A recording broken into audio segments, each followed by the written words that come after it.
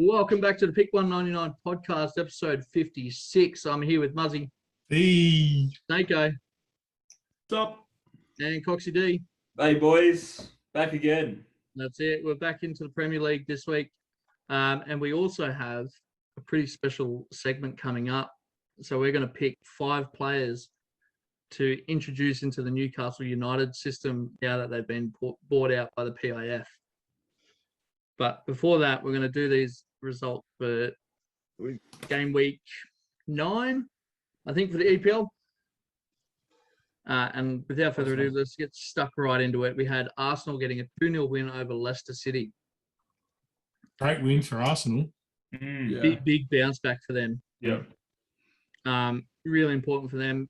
Aubameyang looking pretty good. Lacazette playing really well as well. So Yeah. And Ramsdale's sort of turning one on as well. He's been really huge. A lot of fans saying that Leno, that it was the right choice to have Leno on the bench. I think that's 2 or 3 weeks in a row now. Yeah. That Leno's been on the bench. I think he's definitely justified his position. As you said, Coxie, Ramsdale, he saved him quite a few times like that. One of those Leicester free kicks.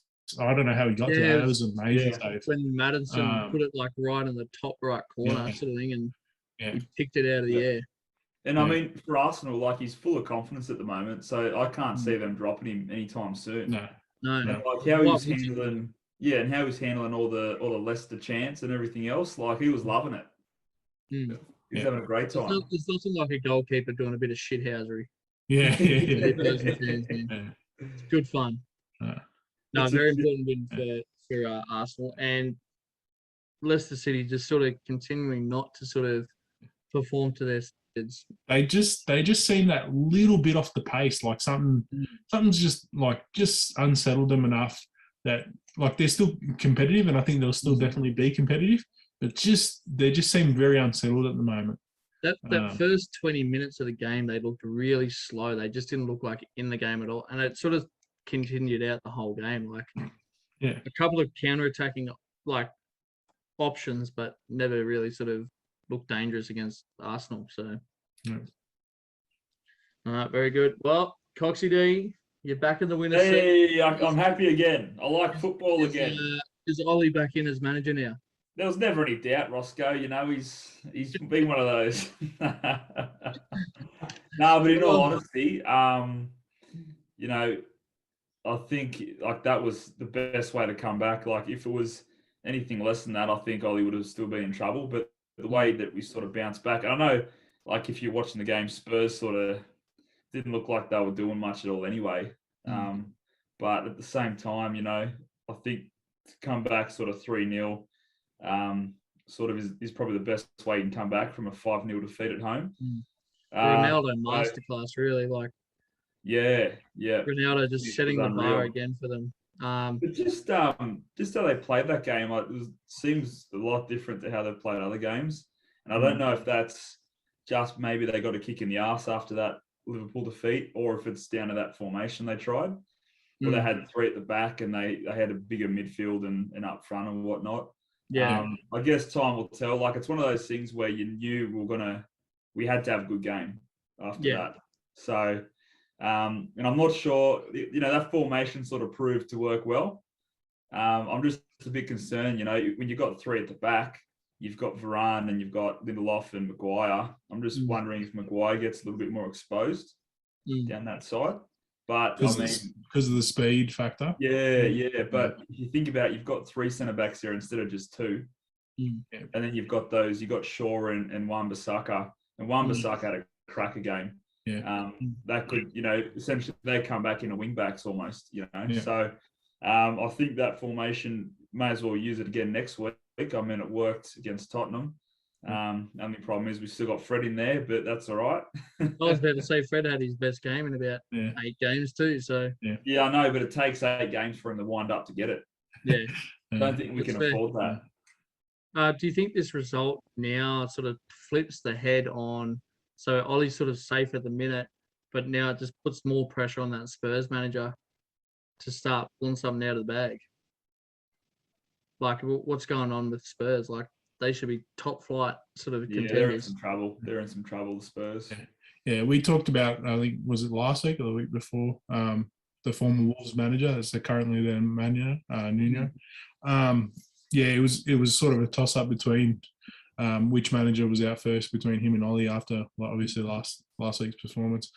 Yeah, I think he's in big trouble. I really don't, like, we talked about it last week. I don't understand why you would leave Wolves. Like, it's such a good position and a club that's willing to buy players to go to Tottenham.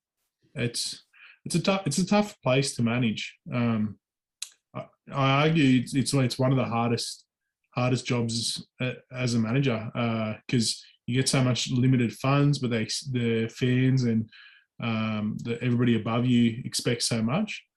I think it's definitely one of the hardest places to manage.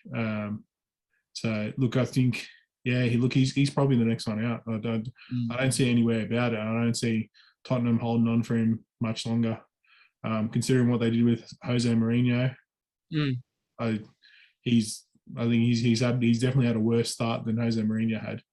Well, yeah, and the fact that they're more likely to get rid of their manager than some of the players that they've got. Like, yeah, Dyer needs to get out of that centre back role because he's been exposed again this week, and like I don't know. I just don't rate him as a centre back.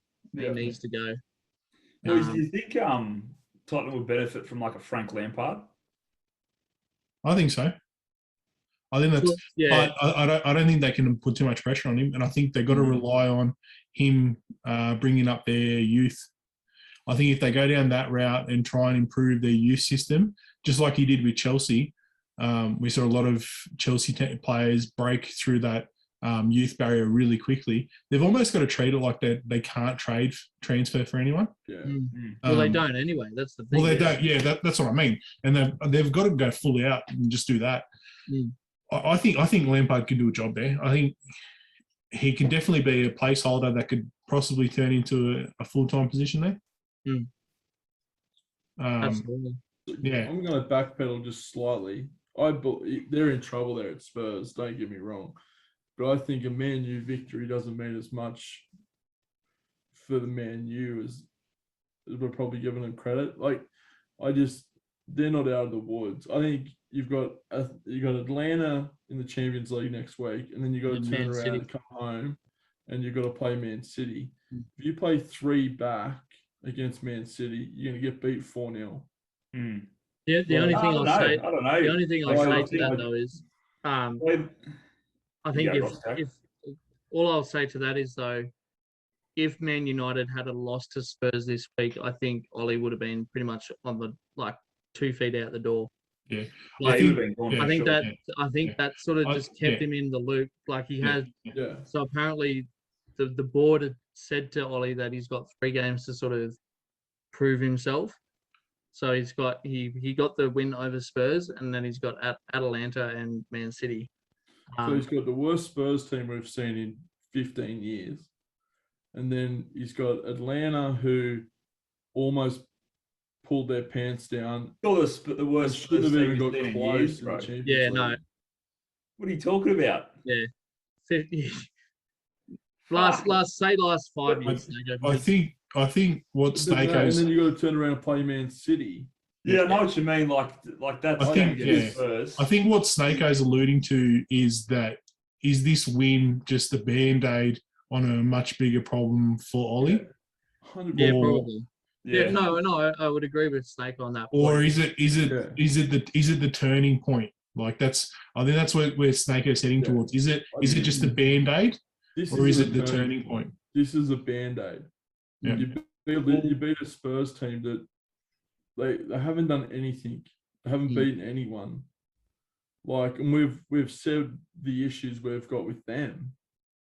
Like, well, Snakeo, I'll ask you this I don't question. think it means anything. I'll ask you this question though: if we win the next 2-3 games, is it a band-aid or is it a turning point? It's a turnaround. If you go and win your Champions League game, then you turn around and have a good win at home against Man City, then it's an obvious turnaround. Yeah. I reckon even if you get a draw out of that Man City game, like you can't deny that Man City's been. And I don't see why even if we play that formation again with the 3 at the back, we couldn't get a draw against City. I just think you played 3 at the back early against Liverpool, and they put 4 in the net in the first half. Yeah, this is a different side, mate. We've lived through that. We're ready to go again. I don't know if it's that There's a different. different belief around the camp, Jake. If I you don't- just listen, mate, there's a Look, different belief around the camp. I might be enough Boys, to we're all come there. to this, but that was a week ago, Coxie. That was a week ago. What was that, Snake? I'm a nufty, but that was a week ago. Oh, I can't wait till we start Short-term doing our, memory. I can't wait for us to start doing our combined 11s, boys. This Yeah, is going to be hectic. that'll be Liverpool heavy. No, very good. Well, moving on, we had Southampton with a 1-0 win over Watford. It was a pretty intense game throughout the whole game. But Southampton come out with the chockies, so good win for them. Chelsea with a 3-0 win over Newcastle. Like, it was good to see a score. I was pretty worried in that first half when we were only like 1-0 up at one stage, and like there was a couple of counter-attacking options for Newcastle as well. And we didn't score those last sort of few till late as well. So, you know, like I think when you see teams like Manchester United winning 5-1 against them too, you sort of expect your team to match that sort of standard as well. So, but yeah. Moving on, we had Crystal Palace getting the 2-0 win over Man City. Muzzy, what happened? Laporte with the dumbest red card I've ever seen in my life. Oh, so stupid. Like it was an absolutely stupid challenge. It was so blatant. And he just put him down. But like, I understand at the same time, like they're saying, right, all season that hasn't been a red card. If it's been 1-on-1, technically there was a player behind him on the outside. So technically he wasn't 1-on-1 with the goalkeeper. Fair enough, I understand that, but it's like a silly, it's just a stupid challenge to do in the and first place. it just cements why he hasn't been making the squad, and why Diaz and Stones have been picked over him. But it was a silly challenge when they really didn't have much on Crystal Palace. I mean, we know like Zaha is dangerous, but like really we had Cancelo was tracking back anyway out on the wing. And we had the other centre back coming in behind him. So, like, it was a tough call. I understand why the refs made that because he was playing into open space. I understand that the ruling says it has to be basically a 1-on-1 opportunity in that situation because it wasn't obviously a professional foul or anything like that. But yeah, like just silly, just dumb stuff. And then literally like 5 minutes later, we concede. And then 5 minutes after that, we come back. Jesus scores down the wing and he's offside. It was one of those days. Full credit to Crystal Palace. They played awesome. We talked about them all year at the start of the year. I seriously think Vieira is getting the best out of that squad and he's doing an exceptional job. And don't be surprised if he goes up for a big job next. Like, I think he's definitely lining himself up to go for a big job. I don't think he's going to go to Tottenham, considering he's an Arsenal player, born and bred. But he may go to Arsenal, depending on how their form goes, for the rest of the season. But full credit to them. Yeah, we just blew up. Just sloppy play, just sloppy stuff. Just seriously not. I think we weren't thinking about the game. We're thinking about the Champions League fixtures we got coming up, and obviously the United game coming up. But yeah, just looking forward, we looked really sort of out of place. Gator, who's a decent keeper for Crystal Palace, we made him look amazing. But yeah, like I said, it was that red card from there was like it was 0-0, and that just was the turning point. Like, it was just silly. Like we never looked settled after that, which I don't think a red card has that big of an impact unless you don't settle yourself after that. And I think Pep didn't make the right changes, but the players just didn't step up. Yeah. So really disappointing performance, obviously. Just move on to the next week, mate. Well, with that, we'll move on. We had Liverpool knuckling out a 2-2 draw with Brighton. Snako. Brighton stepped up in this game, mate. Yeah, well, Brighton And- have been pretty good this year. Like they've only lost 2 games this year. They've pulled out 4 draws. So we know defensively they're going to be tight and they're going to want to win in the grind. Liverpool, I think maybe a little bit of a come down after the thumping that was Man United. But I think they've got. I will say you started the game, Snako, really well. Yeah. Obviously going up 2-0 quite early. And then just sort of, do you think it is that complacency of you did it last week, so you just sort of let the pedal off a little bit? I think we've got a pretty big 2 weeks coming up, and I think that could be very much part of it, like Champions League and all that. So, but I'm giving them a bit of credit to Brighton too, because they've been pretty solid this year. They only currently they're only a point behind United on the table, so like, they've been more than competitive this year. So, no, happy with the draw. At the end of all of that. Fair enough. Moving on, we had Burnley with a 3-1 win over Brentford. Brentford sort of starting to slip a little bit, whether or not they keep continuing to slip. Like they turn up in the big games, the games that they should be competitive in here that we would expect. They have lost a couple of those too. So, yeah. Well, moving on, we had West Ham getting a 4-1 win over Aston Villa. A really dominant performance by West Ham. Declan Rice had an absolute cracker of a game in this game. And Aston Villa sort of continue to struggle a little bit to hold the standards that they have the last few years. Definitely back to the West Ham that we thought would be there for most of the year. I think this is what we sort of expected them to look like. And early on, yeah. Yeah. Absolutely. And finally, we had Leeds with a 2-1 win over Norwich City. I mean, it's good to see Leeds get a win back. Rafinha had a pretty decent game. But, against Norwich, you should probably be wanting to have a 2-0 win there. Yeah, well, considering how poor Norwich have been all year, I don't think they've won. I don't even think they've won a game yet. They haven't, neither of Newcastle. So, I mean, they're in absolute shambles. I mean, Leeds really should have put a few, but they've, like we said at the start of the year, they've just been, start to the start of the year. So it was important for them to get a win out there too. Yeah. There's only one game left that hasn't been played yet. It's the Wolves-Everton game. What do we think, boys? I think Everton's starting to come around a bit, so but it's going to be close. I wouldn't be surprised. Two clubs that are probably the favourites of the podcast. We talk about them a lot. For the big 199 curse. 2-2 draw. 2-2 draw. 0-0. Go on the Wolves. Wolves? No, go the Wolves. I got Everton winning 2-1. Not picking Everton. Just mix it up. No, very good.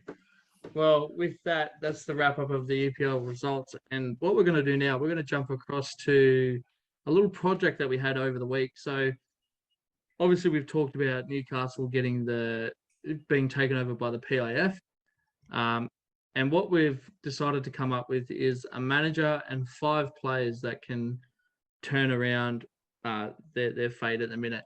So whether or not this will be a good mixture, because I think the boys and I, we've got a mixture of like whether or not we want immediate success or sustained success for the future. So I'll start with manager. I'd love to see Rafa Benitez go back.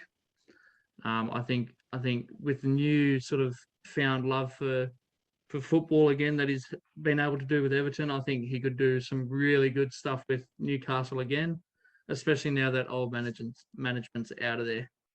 I don't know what you boys think, but I think Rafa Benitez back to Newcastle. Do we want to go like manager for manager, or do we want to say a whole thing? Let's go manager for manager, and we can talk about the managers that we'll have. I'll go next then. I actually had Zidane going there. So I thought that would be just an interesting thing to sort of mix it up a bit. I think he would do a really good job there. Not like particularly biased because I think like he's a superstar manager, but I think he'd do an awesome job there. And I think bringing in his experience, obviously being a world class player that's been there not long ago, and just based around the fact that I went for a sort of younger team, sort of younger to prime team. A lot of the players sort of grew up watching him, so I think he'll earn a lot of respect in the locker room because of that. He's pretty good at developing his youth. That's sort of why I picked Rafa Benitez too. Like considering the work that he did there before with the mediocre team that he had, he did pretty well to get that team to the middle of the table. So no, that's a pretty good choice too. I reckon our teams will be pretty similar, Muzz, on going for youth and longevity. That's why I've gone for someone we've already talked about today. I've gone for Frank Lampard. I think if you look at the development he had at Chelsea, bringing in like a pretty young group, and he pretty much had them ready to go to the next level that they've gone to now. I just think next time he gets a club back to that level, if he then has to pass the torch for him to go to another level, then that's something that has to be seen. But I don't know if he makes the same mistakes as he did at Chelsea. But I think I think Newcastle are looking to go long-term success. And I think Frank will build that for you from the ground up. So, do you think that position holds more pressure or less pressure than the pressure that he had at Chelsea? Really interesting way of looking at it. I think it holds more because I felt like he didn't have much pressure at Chelsea, just because of the whole no transfer thing. So they weren't expected to do much. And the fact that he did, I think the following season put a lot of pressure on him. So I think for the first season, no. But for his second spell at Chelsea, yes. Like the second season that he went into. Obviously a lot tougher. Foxy D. So the bloke I'm going with, and he might be at a different United, depending on how Ollie goes, but I was seeing Antonio Conte. I was thinking, what he did with Inter Milan in the Serie A, was just outstanding. I don't know, I'm not sure why he left exactly, but I think he'd be fantastic for Newcastle. I think it'd be great. I was thinking Lampard as well, but then I don't know. I just think I think Conte would just do a better job, as we were talking about there before, just with pressure. I think when you get a club that's suddenly just got this massive influx on cash, no matter how sort of much you play it down, there's still going to be that expectation to, succeed. Because like in the Premier League, it's always come down to the money gets you success. And I think that's just what would happen in that situation. So I'm going to go with Antonio Conte for that role. Four really good choices, boys. I really like this. Good start. So did anyone have a keeper coming in? I did. Yeah, I did too. But I'll let you go first, Mizzy. Let me go first. So when I was looking at the keeper, there was a couple of options, and Ramsdale's performance on the weekend sort of had me leaning towards him as well, or even Leno, because obviously he's going to be available. But I thought, no, let's not do that. If it's a hypothetical situation, let's go and see what we can get. I went with Donnarumma. I think he's going to be an absolute star. He's already a star at PSG, has been at AC Milan. He's heading towards being one of the best keepers in the game. I think you need to shore up that defense. And I think having a quality shot stopper is super important for that team. So I thought Donnarumma would just be an awesome keeper to have. And you got that, you put that confidence in your defenders straight away. No, very good. I went on a similar route there, Muzzy, but I went for Keylor Navas from PSG. So I thought, because Donnarumma is brand new at PSG, Navas might be on the way out, and you still get a quality keeper out of PSG there, and you can build around that as well. I also had Kepa down. I think he's been pretty good for when he's filled in for Mendy at Chelsea. So if you can get him, and if he wants game time, I think you can get Kepa up pretty quickly. Did anyone else have a goalkeeper? No. Well, let's move on to defenders. I I'll start with one. I went for Sergio Ramos. So Ramos is getting to the older part of his career, but I think a new team, and if you give him like the captaincy for like 1 or 2 years, we've seen the effect that Thiago Silva's had at Chelsea, and someone of the standard of Sergio Ramos could do something very similar and like set a standard for that new team that's coming in. Yep. Anyone else have defenders? I had a defender. I can't pronounce his last name. Edmund Tapez from Bayer Leverkusen. Plays in the Bundesliga. Leverkusen. Yeah, that's the one. Yeah. So he's super young. He's been on I think he's only 23. Topaz. Is that what you're talking about? Topaz, yeah. Yeah, right. Yeah, yep. So, super young. I think you get a young centre back there, and he's as solid as a rock. Probably the best defender in the Bundesliga. He's something you can build around early. Yeah, very good. Did anyone else have a defender? Yeah, I had Matthias De Ligt. Is that how you say it? De Ligt? Yeah, De Ligt, yeah. From Juventus. Like he's a young gun, and he's doing okay at Juventus. I think he'll do pretty good in Newcastle. Serie A, same as Conte. So I think that'd be really good if they could land him.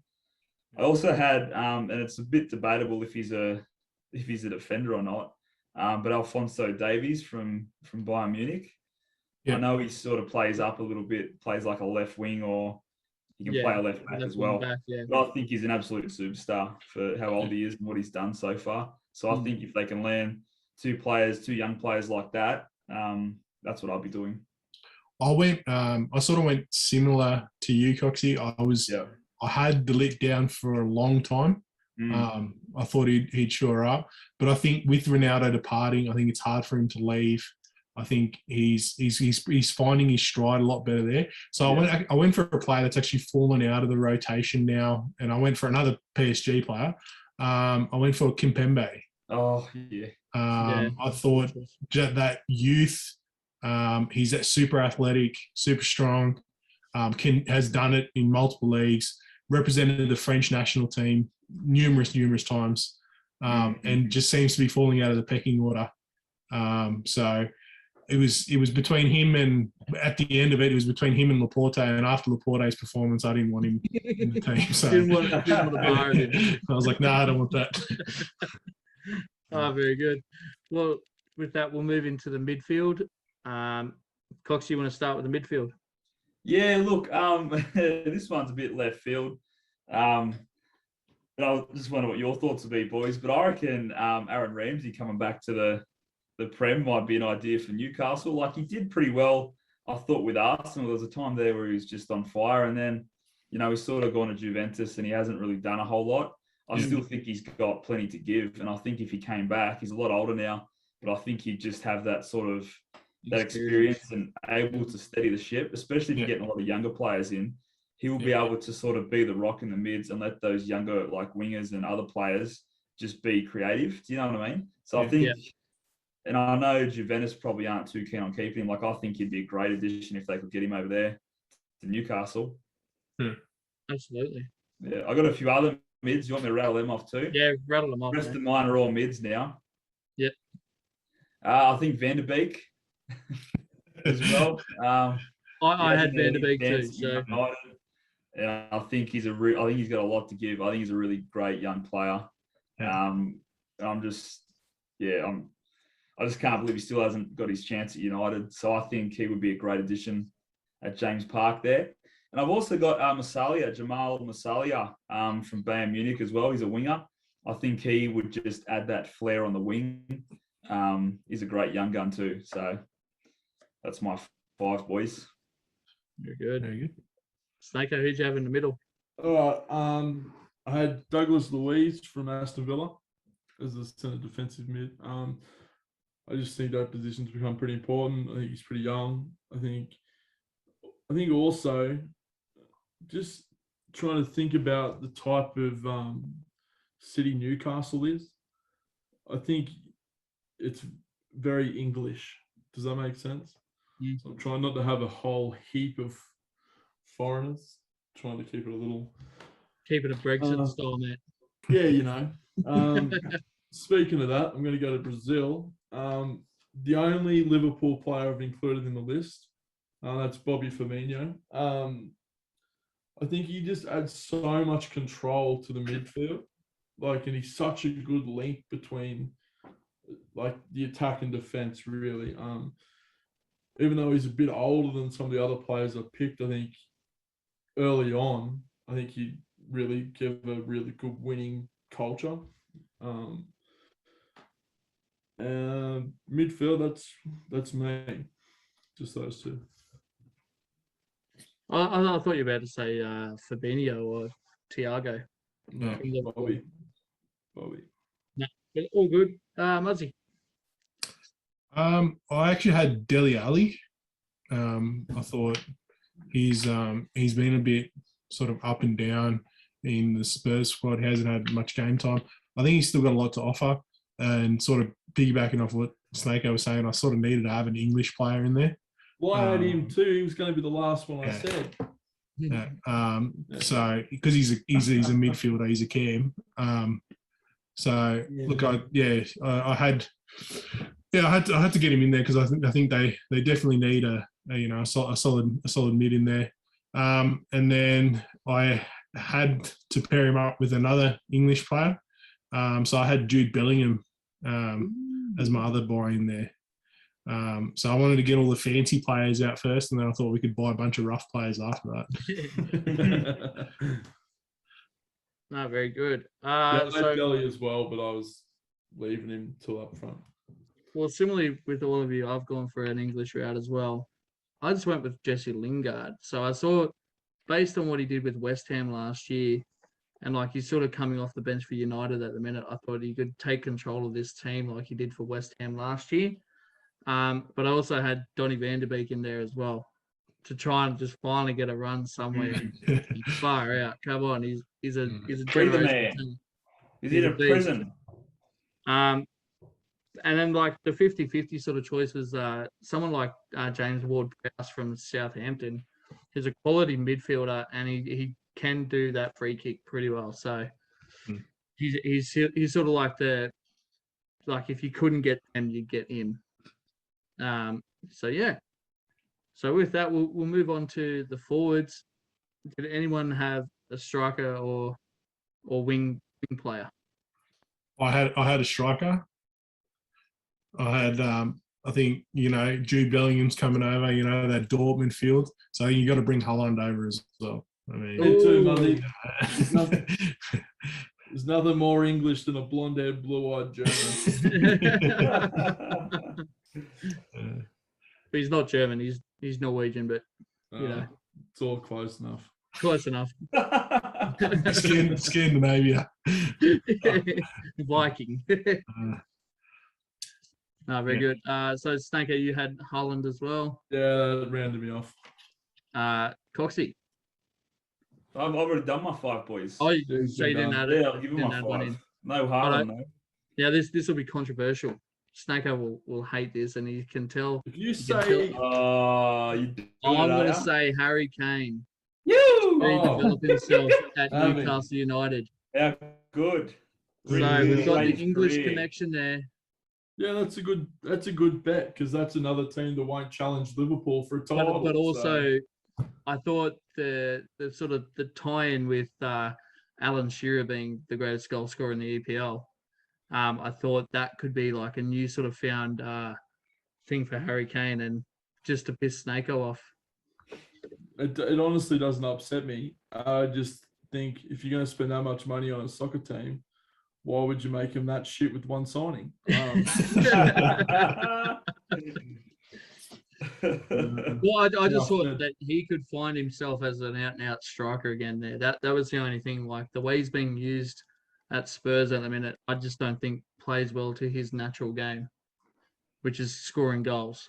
So I thought if he gets a new, fresh start, he's got Lingard behind him to put it through to him. I thought that wouldn't be a bad choice. So, and his stock is down at the minute, so you could get him cheaper than usual. I don't But, think they're worried about money. Yeah. No, very good. I think that was pretty good, lads. So just while we're here, we'll just rattle off the players that we picked. So for manager, I had Rafa Benitez. Defender, I had Ramos. Keeper, I had Kepa or Navas.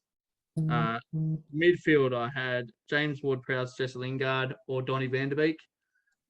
2 or 3 in there, and Harry Kane up front. I had Frank as me, Lampard as me manager. Dele Alli, Haaland, Tepes, Luiz, Fabinho. I think that's it. Yeah. Muzzy. I had Zidane as manager. I had Donnarumma in goal. I had my centre back as Kimpembe. I had my 2 mids as Jesse Lingard and Jude Bellingham, and up front Haaland.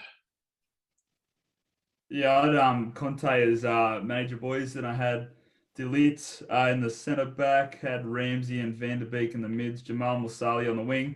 And actually, I am missing a player. You're right, Roscoe. I wonder if I should just go Kane as well. Yes. Go Mbappe. Mbappe up front, mate. Oh, for the culture, hey? Harry For the Kane. culture, boys. Let's do it. I thought all 4 of us would have Haaland. I think that was the obvious answer, though. I think that's sort of. Do we 'Cause go? It's the best answer. That's why. Yeah, obviously it is the best answer. But yeah, I mean, he'd cost the But most do you money. think though, Harley too. would go to Newcastle, though? What if you pay him enough money? For the right money, he would. Yeah, I don't know. I reckon Yeah. his heart's set on Madrid. I don't think he goes. I'm pretty sure. Didn't he come out and say, "I'll just go whoever pays me the most money"? Yeah. Yeah, No, I probably. reckon he goes Madrid. He'll go wherever his manager can get the most money. Yeah. No, very good. Well, that wraps up the EPL game week 9, I think, and the 5 players and managers that could help Newcastle get back on its feet, get back into the Premier League as a potential powerhouse. Look, let's be honest. They haven't won a game this year, so any signing's going to be a good one. That's it. Thanks for listening. We'll catch up with you guys next time. Peace out. He is. So, yeah.